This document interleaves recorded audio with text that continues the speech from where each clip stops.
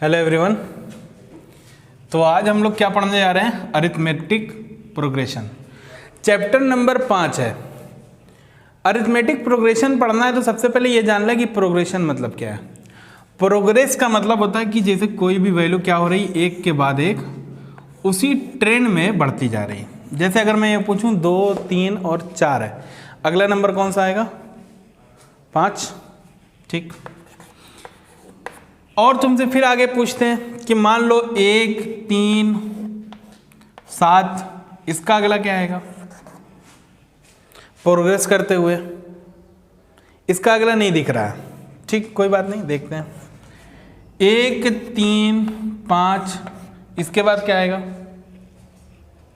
7 आएगा। तो ये तो तुम प्रोग्रेस बता ले रहे हो। अच्छा, अगर हम ये पूछें 2, 4, 8, 16, इसका अगला क्या आएगा? 32 कहोगे? 32 बोलोगे।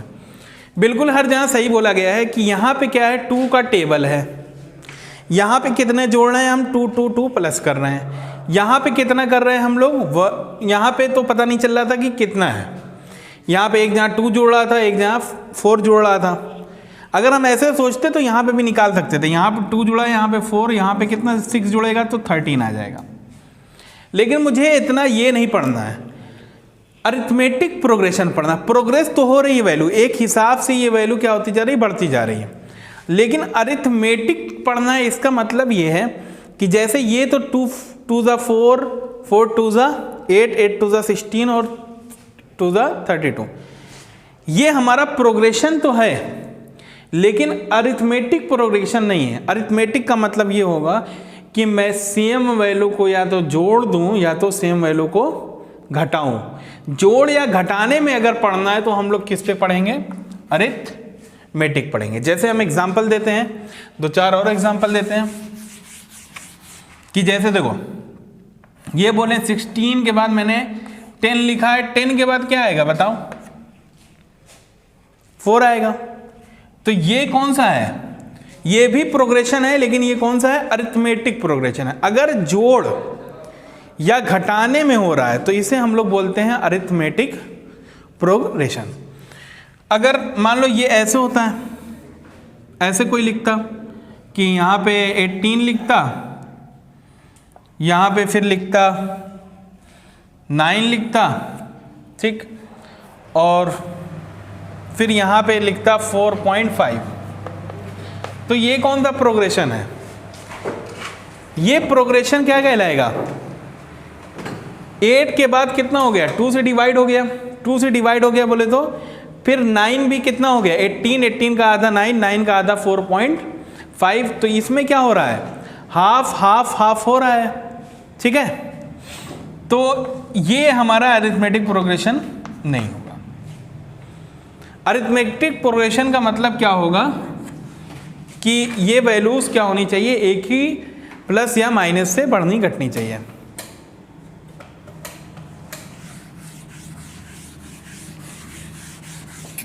अच्छा, एक आध और एग्जांपल देते हैं।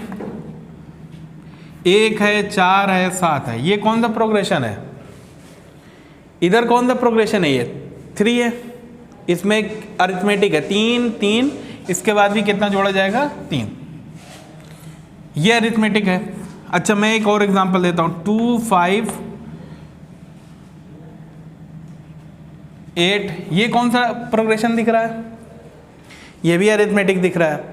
तो अब हम ये समझ गए कि अरिथमेटिक प्रोग्रेशन और अरिथमेटिक प्रोग्रेशन क्या है। अच्छा, अगर फिर ऐसे लिख देते,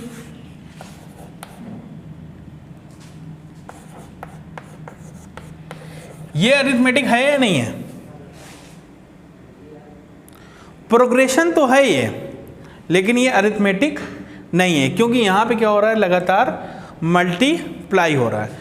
तो प्रोग्रेशन का मतलब हमारे जो टॉपिक के अंदर है वो प्रोग्रेशन सिर्फ प्रोग्रेशन नहीं है। ये कौन सा प्रोग्रेशन हमें पढ़ना है? अरिथमेटिक प्रोग्रेशन पढ़ना है। मतलब या तो जुड़ती हुई वैल्यू होनी चाहिए या तो घटती हुई होनी चाहिए। तो अब हमें जो पहली एक्सरसाइज में पूछा जा रहा है वो ये पूछा जाता है कि क्या ये प्रोग्रेशन है या नहीं है। तो जैसे यहाँ पे अगर मैं लिखूँ कि 5, 2, -1, अब ये बता सकते हैं प्रोग्रेशन है या नहीं है? कैसे पता चलेगा? ऐसे तो हम समझ नहीं पाएंगे, तो इसको समझने के लिए क्या करना पड़ता है? डिफरेंस निकालना पड़ता है। क्या निकालना पड़ता है? डिफरेंस। डिफरेंस कैसे निकाला जाता है कि इसके एक पहली वाली गिनती को क्या करते हैं? सबट्रैक्ट कर देते हैं। जैसे ये पहला वाला A1 है नंबर, और ये दूसरा वाला A2 और तीसरा वाला A3 है। क्या करोगे? A2 में से A1 को घटा दोगे तो कितनी वैल्यू आएगी?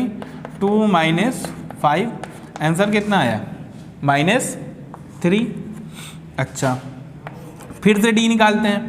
A3 - A2 कर लेते हैं। A3 की वैल्यू कितनी है? -1 माइनस यहाँ पे कितना है? माइनस इसका और 2 इसका, कितना आ जाएगा? -3।